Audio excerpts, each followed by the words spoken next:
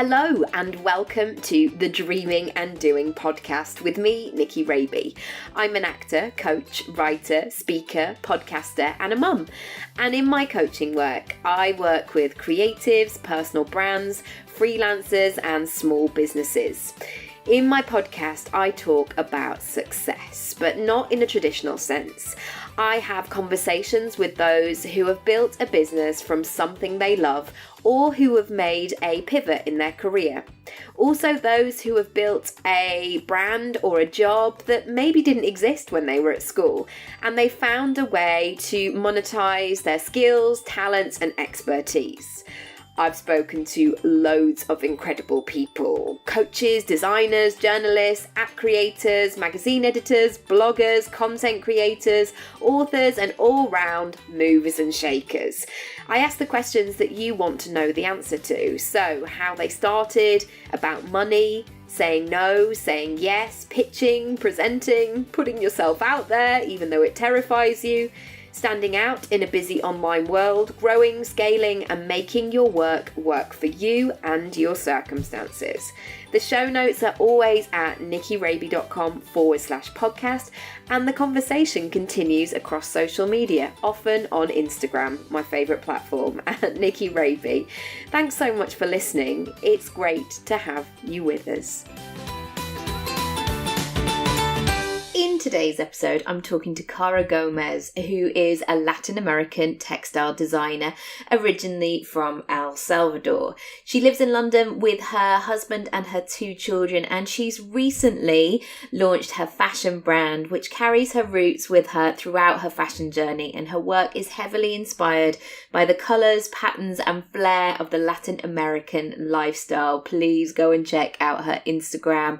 It's beautiful. I love the colours. I can almost feel that heat on my back, and that's saying a lot for a pale ginger person. In this episode, we talk about following your dream and really following those signs that pop up to say hello. It can be really difficult and it comes up a lot with my clients, that sense of permission of, can I really go for this? Or shouldn't I have figured it out by this point in time? And the truth is, you can start whatever it is that you want to do at any time of life, and you just simply have to decide. I know that you'll find her story really inspiring. So whether or not you're in fashion, it really doesn't matter. There'll be so many nuggets that you can take from this. Please check the description box as always and rate and review and subscribe and all of that good stuff, and join in the conversation over on Instagram. Tag me, let me know where you're listening, add it to your stories, and also you can connect with us both there or on the podcast show notes page, which is nickyraby.com/podcast. It's a goodie. Enjoy. Caro, welcome to the podcast. Thank you so much for being a guest. Oh, hi. Thanks so much for having me. You're so welcome. Cool. Please tell us about your business and what you do and all its multicoloured, beautiful gloriousness. Oh, thanks for that. I take the colour thing very much at heart, so I'm glad that you picked up on that. So I'm a textile and fashion designer. I've only been calling that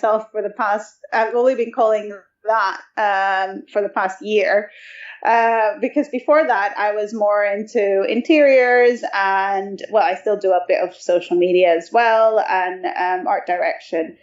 But it's been an interesting journey because growing up, I always wanted to be a fashion designer and be around clothes and textiles because, I don't know, I guess it comes from my parents. Well, my mom and my grandfather, who was a tailor, and my mom, who's always made her clothes and used to have these amazing dresses in her wardrobe that I'd go through and then like put on and play with. And she just, she would design them and then either make them herself or have someone help her out doing. So I think that's where that comes from. But, at age 17, I was like, okay, I need to go and do this. And there wasn't really an opportunity in El Salvador, where I'm from, to do this because, it just wasn't an industry there. So I decided to go to Milan because I thought, well, that's the place to do it. So I'll just go there.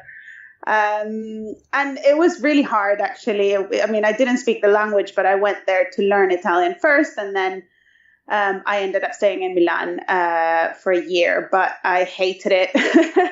It kind of, that bubble of fashion that I built up in my head just burst very quickly, because there was a lot of, sort of fake stuff that happens. And I'm sure it's not just fashion, it happens everywhere, but very much so the way kind of we see it in TV and that sort of thing, that was happening. The darling, sweetie, all that. Yes. Oh God. Yeah. And I was just like, oh my gosh, I don't think I can be part of this. It's just not me.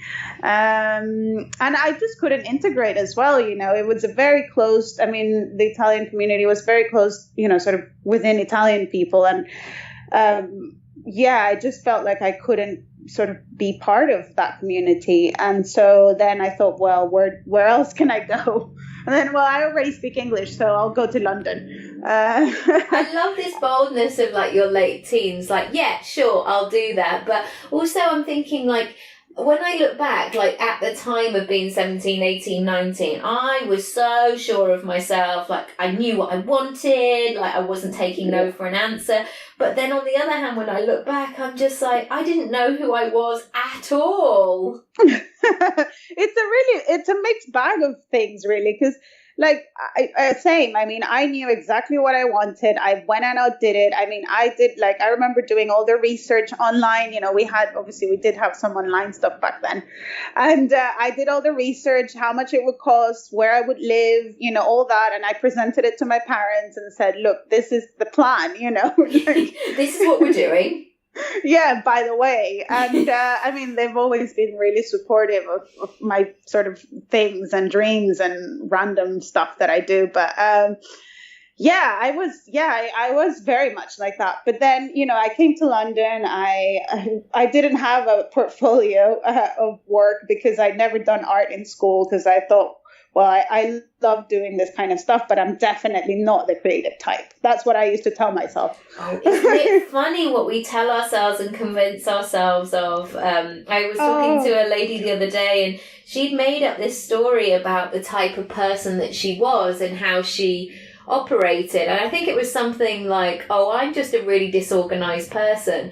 And then she had to check in and she was like, actually, I'm 42, 43. I'm not disorganized. I'm pretty on it. I'm running my household. I'm running my business. I'm doing this. Yeah, exactly. There's obviously something down the line goes in and you believe it. And I was so sure, to the point where in school, when I did A levels, I studied like physics, economics. Like I stayed as far away as possible from the art department, but I wanted to be in it. I loved like being around it, and I just couldn't sort of say to myself, that's because you are really creative. Totally. Permission is such a big thing, isn't it? Like, can I actually say that this is what I want and be bold? And I found that with the theatre route, like nobody in my school was going, I want to be on stage, or I want to have a personal brand. Like most people were saying, I want to be an estate agent.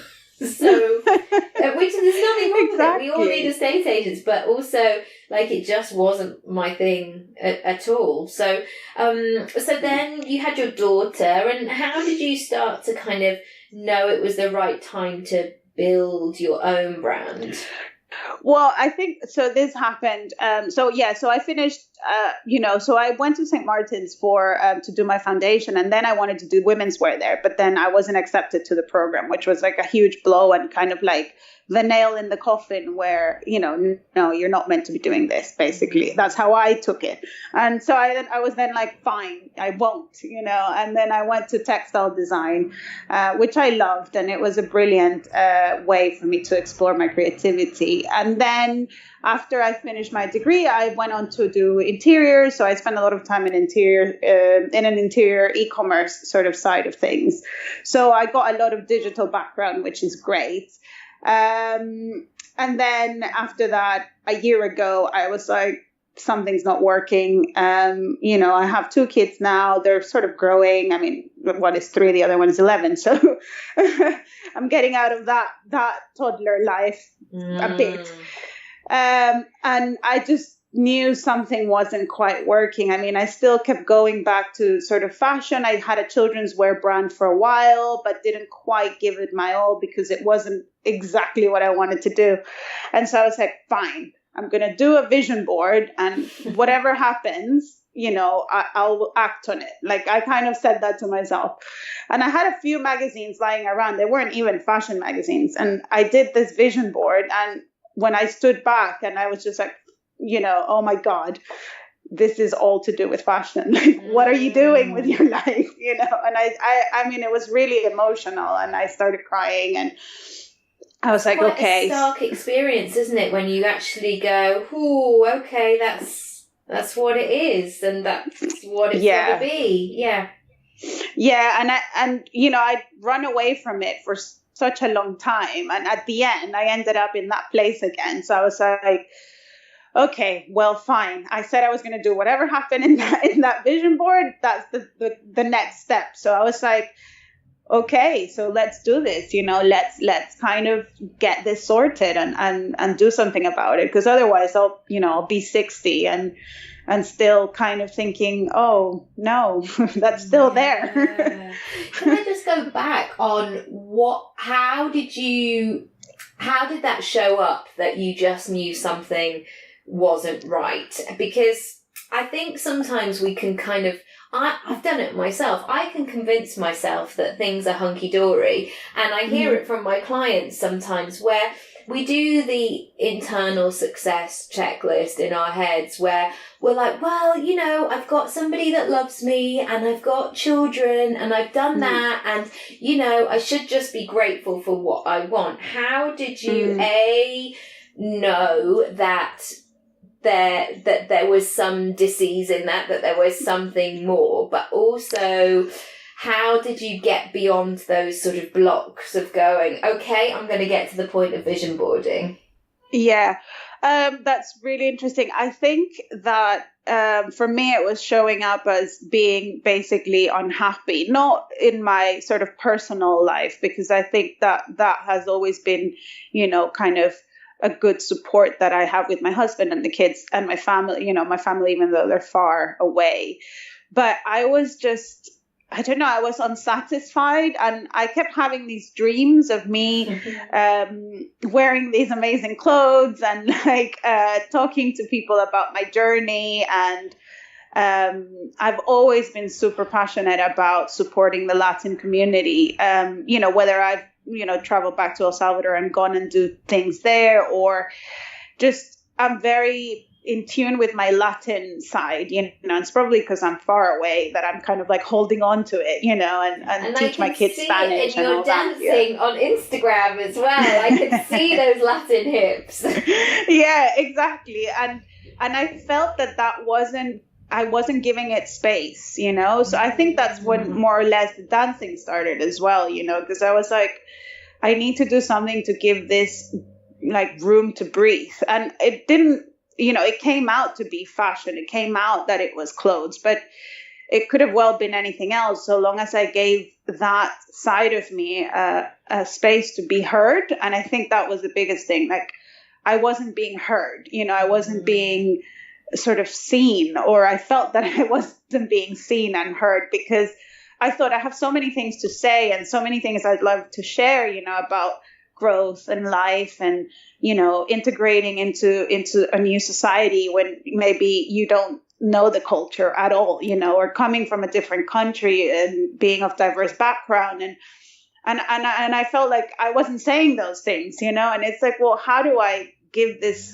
some space, some voice, because otherwise I'm drowning inside, it was very, it was an introspect journey, and with the dreams, and it was just kind of a combination of things. And then I was like, okay, this needs to come out, it was kind of like, it was just bottling up, and then it had to come out somewhere. I know that feeling so well, and there gets to a point where it just kind of, it almost spills out everywhere, and that's when you have the emotional reaction to it, because you see it for what it is and you're like, oh yeah, you know, and sometimes there's different phases of like, I'm not ready to face this yet, or this means I've actually got to do something about it, or you then kind of creep back into, who am I to do this, or can I do this? And all our, you know, our ego comes out to play, singing and dancing with a big old drum, going, right, you thought you'd do this, did you? You know, it's like,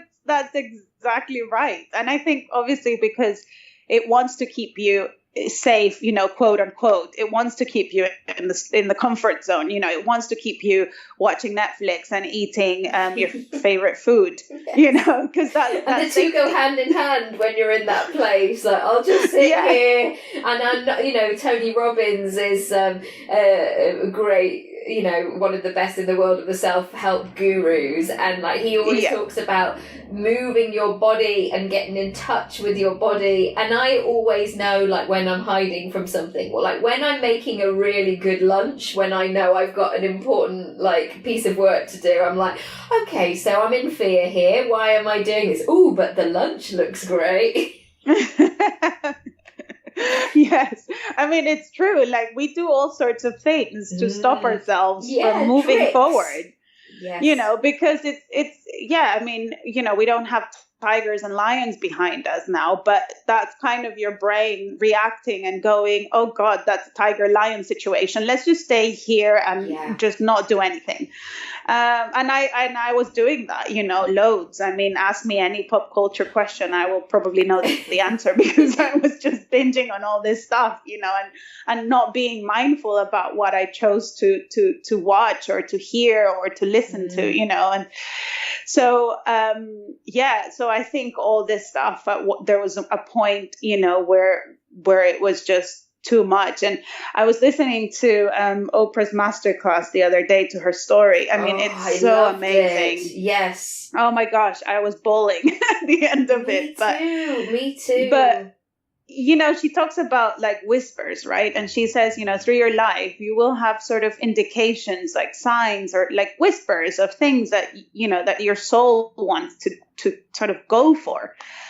And they become louder and louder if you don't listen, you know. Yeah. And I think I was at a point where it was just very loud and I couldn't ignore it anymore. And I was very successfully ignoring it for 10 years. So, you know. Totally. So, and we can convince ourselves, we can build the whole picture to support that vision of, you know, well, now I've got kids, or it's probably not going to work, or I'm going to get too busy. And we can just put all sorts of things in the way. And I really resonated with that, what Oprah said about whispers as well, because often it's the whispers pop up when you know you have to step outside your comfort zone or do something differently. Like, there's been something like a project that I've been really working on at the moment, and there's been interest, but then it hasn't quite happened, and then something else. And I had this whisper the other morning of, okay, so what you've previously been doing isn't working anymore. What are you going to do now? And I was like, okay. I'm going to watch Netflix and make a nice lunch. But it was that moment of, I need to go this way and mix it up. But that's the courage piece that sort of comes out to play. So I guess once you had the vision board, how did you begin to bring it to life? What did that look like? So the question is, what has to happen for this to materialize, you know? And that's kind of like, that's when it gets really scary as well, because you're like, okay, great, I have this amazing, you know, visual thing which I put on my wall, and then it's like, okay, what next? I mean, I hadn't designed or picked up a pen for designing clothes or textiles really in since I graduated. I think, you know, I was, it was very much locked away, far away. But I think the first thing that was happening there, or that I had to sort of, it was stretch my legs, you know, and kind of go, okay, let's go back to kind of uni days, you know, what inspires me, and rip out images and words and things that say something to me. And of course, you know, me being, from Latin America, it was a lot about movement. It was a lot about color. And I was just drawing and doodling, which, before I'd been, I'd always doodle, but I always thought, doodling is not like an artistic thing. It's something that, everyone does. And like, that's just, but actually it's so powerful. I mean, it's the thing, it takes you out of your head and you just start, just creating. I mean, and that's why I think everyone is an artist, because everyone can pick up a pen and doodle. Totally. I see it in my coaching sessions or my speaking events sometimes where like I did one the other day for people who are assistants and kind of the big skeletal bones of the industry, and a lot of them were perfectionists by that was sort of their default setting, and a couple of the questions that I asked them, they wanted to write down the answer perfectly, and so I had to say, you're not going to get it perfectly the first time, maybe, write down whatever is in your mind. And you could see them kind of squirming in their chairs like, no, but I want to do this, like, perfect. And you can't. Sometimes. So what happened next after the doodling? So I decided to go bigger because that sometimes helps. And so I took out go hard or go home. Yeah, exactly. Yeah, pretty much. If I want to be heard, right? And I took out a bed sheet from my cupboard, like a white one that I had there that that was like, I won't use this anymore. And so I started doodling on that. And I then made a dress out of it. All in like a quick time, like in the space of an afternoon. Yeah, it was in about 3 days. So like one day I doodled, the second day like I was letting it dry and I was thinking of what shape the dress was going to be. Third day I cut it and I sewed it together. And I'm not like particularly amazing at sewing, but I can do like basic things. God, doesn't it happen quick when you get in that zone of like, okay, we're doing it. Yeah. This is happening. This is happening. Totally. Yeah. And it was a very simple shape. And, a few stitchings on the side and a few stitchings on the top. I mean, I didn't even like do hems or anything. It was just really like raw and rough, And I also fight with the perfectionist syndrome a lot. And I mean, I'm better at managing that, a bit better now. But, every time I was like finishing a doodle or like a stitch or anything, I was like, oh my gosh. I mean, in my head, there was a side of me that was, this is terrible. I mean, this is awful. Who would look at this? I mean, I said the most horrible things to myself. Oh my goodness. We would never do that to our child. Like sometimes Oscar will bring home these art, as he calls it, my art, and you look at it and of course he's 3, I'm not critiquing it and going, well, I'm not sure about the form of that person, or that doesn't really look like mummy, but God, I would never say that is terrible, that is awful, like you just would never do that. Exactly. And so I think that's where the learning comes, like still that voice obviously creeps up and I think it will forever, but it's about saying, oh, hi, there you are. Again. How can I Again. help? Yes. But don't worry, I've got this. But thanks. Thanks for stopping by. Now on your way, my friend. Yeah. It's like, they're still on the bus, but I'm driving kind of thing, Oh, gosh. And that shift in yourself of actually deciding that you can make that decision of who leads the way. That's been really key for me, because sometimes, especially when we're in the everything I'm doing is terrible, nothing's working out, we just find more evidence of that. We find more things that are going wrong and we back up our own story. But I guess so you started building that, and then at what stage did you sort of know, okay, this is going to be a thing, I'm going to go all in? I think sometimes we can all do that. Well, when January the 1st comes round, or when I reach my scary age, or when something awful happens in my life and I reflect everything, that's when I'll start. But like, you had the wheels in motion then. How did you know what it was going to be? Well, I guess I didn't know, but what I did know was that I guess curiosity. I want to know how amazing I can be, and what, how far I can get for myself, and for my family, and, for my kind of purpose in life, which is, this thing of giving voice to those that maybe don't feel like they have it, or feel like they're not good enough, or feel like they're not creative enough, or feel like, well, my English is not perfect enough, Yeah. And so I work now, I've working with Latin American women here in London to do that, because I think that's the main driver for me.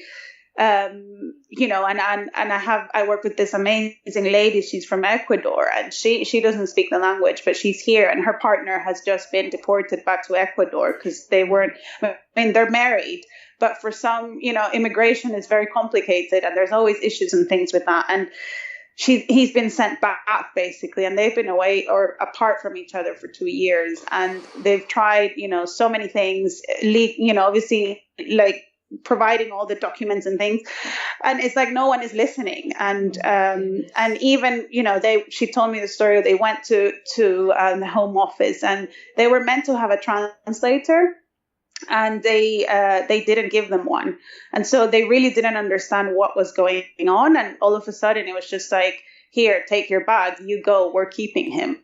And that was the last time they saw each other. God, and how traumatic.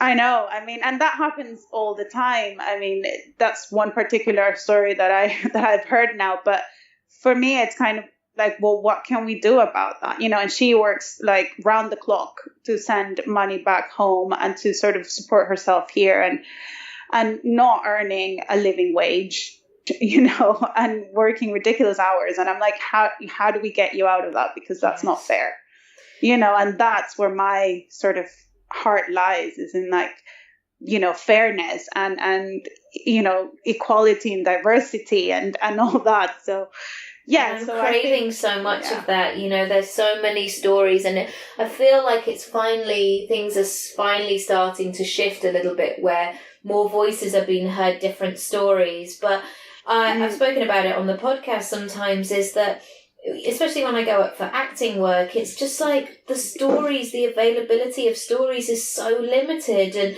I had a chat the other week saying, like, I just don't know what we do with, like, women in their, like, late 30s. And I just, like, laughed because I thought, because, like, I thought this was, like, an urban legend, that this didn't really happen. But it does. People say things like that.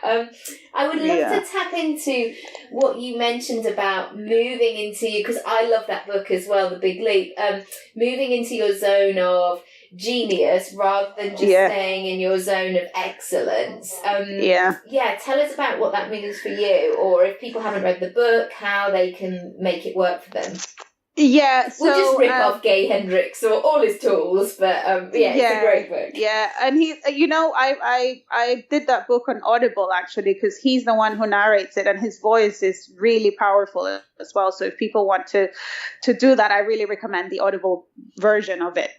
Just because the messages are kind of more powerful, but.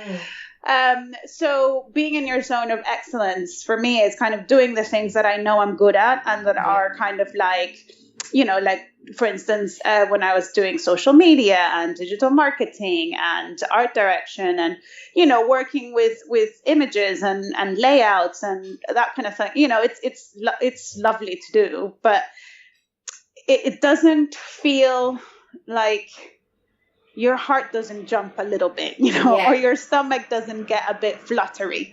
It's just stuff that you're good at doing, and it's relatively straightforward for you to do, Almost like easy boxes to tick, aren't they? That you can kind of rattle it off, you can do it in your sleep. It's kind of no big deal, really. Exactly. No big deal in terms of it's not shaking your soul, but also, like, you can do it, it's easy, no worries at all.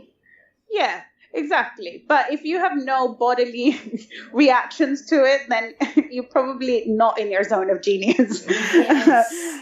And that's where you want to be. I mean, that's where I love to be. And whenever, there is a moment when you're doing your craft, whether it is, a product or a service or acting, or where you just feel so complete, even though it might just be you and the thing that you're working on or creating or building. And your heart just feels like burst, like it's gonna burst or something for a second. It doesn't last forever. It's like a crush almost, that feeling that, I'm sure that we used to spend so long as teenagers waiting for somebody to phone, or is he gonna look at me, or is he standing in the lunch queue, oh my goodness, what's he gonna have, or all of this that you kind of you can make all these stories about it. Yeah, it's that feeling, and we know it because when you feel it, you'll know it, and you're like, oh yeah, that one. And then that happens for me when I'm with the fabric and it's a blank canvas and I start to paint and I play some music. That's kind of my moment of genius, that's my zone of genius. And as much as I would love to just be in there, of course, there's other things that need to be doing. But if you get that a bit every day and you're in a state of flow, then you're kind of, I don't know, your life happiness levels or something, they just change quite dramatically, even if it's just for 5 minutes, Oh, that's so true. I was going to say, what do you do before that in order to get yourself into flow? Because I think sometimes, especially if we're tired or we have a lot on our plate, or people that need us or whatever, we can feel like we're operating a little bit. I feel like there's sometimes of operating from a bit of an empty cup. So I sort of know my own techniques to kind of go, right, this is the time, we've got to do it, because otherwise you go, I'll just sit down and read the newspaper for 5 minutes and then it becomes something else. So that for me is the dancing. That's where that comes in for me. So I know that if I'm feeling empty, or if I'm feeling moody, or if something isn't flowing, because sometimes, of course, life happens and things don't just kind of flow. Yes. and that's when I put on a song that I love, It could most likely would be a Latin song. And then just dance to it. And that kind of releases that energy. The other thing I did last year, it was quite challenging, but if you really want to switch something up in your life, because you know what they say, right? You can't keep doing the same thing and expect a different result. Yes, I know it well. Even though we want to just continue as we are doing the same thing and get a good, yes.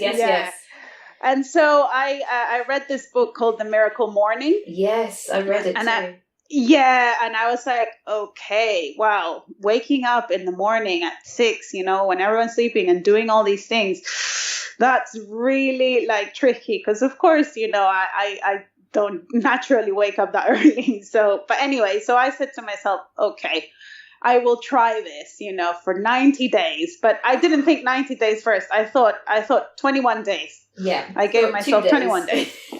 Exactly. Because then I said, if I get to 21 days and I'm still feeling or seeing something positive, I will go on for another bit, and that, And so that's such a good thing to do, actually, breaking it down. Because sometimes if you're like, right, I'm changing my life forever, starting from now, it's just too much. It's too much. Yeah, it's not feasible. Yeah, it's not going to happen. So I did 21 days, and I had my calendar and I was ticking out the days, which obviously we know the power of ticking out, Yes. And how amazing that feels. The sticker chart. Yeah, exactly. And so I woke up and I went to the gym, and when I was walking to the gym, I'd listen to a podcast. Which is why I said, your mini episodes are great for that, because they're little bits enough to walk to the gym. Did half an hour of movement. I mean, I wouldn't even call it strenuous, oh my God, I'm dead exercise. And then came back and started the day, and it just made such a difference. And I went to bed at 10. That was the other thing. Ooh. Yeah. And so what results did you get? What were the things that were just really noticeable? So it was my concentration through the day. So I mean, I have a bad habit that, of course, I'm doing something and then something pops up and I get distracted and start doing something else. And then I pick up my phone and then I start doing something, and it's like 20 windows open and nothing is finished. Yes. Oh, yes, I hear you. Yes, the creative mind takes over.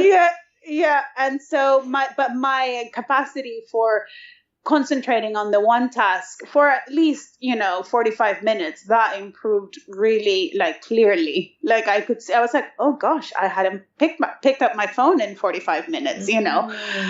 That was a really clear sign. And then also my skin improved a lot. Wow. Which was really nice to see. I mean, that was obviously an unexpected one. And then also my sort of capacity to then go into a moment of flow, I thought was just so much easier to access, and to say, even for this half an hour, I'm just going to put my textile and my paint and my music and that's it, and so for that moment of the day, I was just in my element, for half an hour. And creating that space for it and honouring it, like, this is a real thing that I'm doing. Oh my goodness. And also that changes the way you then talk about it, or how you invest in yourself, or the permission that you give yourself to ask for help, because it's not just something like, one day. It's like, no, this is happening, and this is moving toward. I remember starting the podcast where I had to start telling people that I had a podcast, even though it wasn't live yet, because you have to make it real first before you try and get people on board. So you're now at the stage where you've got a collection, and how does this feel, this new phase? Oh my gosh, I'm giddy as a kid. It's really cool, to be honest. I mean, I've just, and I could feel myself creeping back into, wait, but the website, that needs to be like perfect, before I launch it. And oh my God, getting like all the products and all the photos and everything has to. And to be honest, I then went like, oh no, I'm not going to do that again. So I'm doing a soft launch for the 8th of March, which is to coincide with Women's Day. Amazing. International Women's Day. And so people will be able to see, read the blogs, because I've written a few blog posts from a while, really, that I've been sort of writing out kind of my journey, thoughts, learnings, tips, ideas and things. And then have a look at, kind of like coming soon. And even if it's not perfect, I'm still going to, like you were saying about your podcast. Yeah, I have a website and it's live, and you can go and have a nosy and sign up to Big Bush Energy. Amazing. What a great title. I love it. Yeah. It's all about women empowerment and being heard and being given a space to thrive and with passion, compassion, style and humor. All of the things are very close to my heart. I have one final question for you, which is, where would you like to be in 5 years' time? Oh, well, so I'd hopefully be in Liberties. That's my collection. Yes. I can see it. I can see it all happening. Yeah, I mean, I'd love to go to Liberties and see my little rail with some of my pieces. I do all this stuff, it's hand painted, and so it's very unique. But I do see myself growing into a space where my patterns become really recognizable, and they're part of kind of like a bigger visual representation of the brand. Mm-hmm. So, who knows, interiors, stationery, collaborations with brands that I really like, admire and respect. So where the patterns and the colors and the distinctiveness of them becomes really, like a visual reminder of where I started, and where we're going, and working with. Well, I do this, but I want to do more of it, where I work with schools where the majority of the population is of a diverse background, Latin American and the diaspora. And these kids, or teenage girls mostly, were struggling to integrate into, British society because they come from migrant families. And so English is not their first language. On top of that, hormonal changes that come with the age, and feeling like all they can do in this life is probably kind of take the jobs that their parents would have, which is generally cleaning jobs. And so I've worked with LAWA, which is the Latin American Women's Association, to come to these schools and do workshops with them. So we did a textile painting workshop the other day, and we're going to exhibit it at the Tate Exchange in May to show these girls, like the possibilities are endless.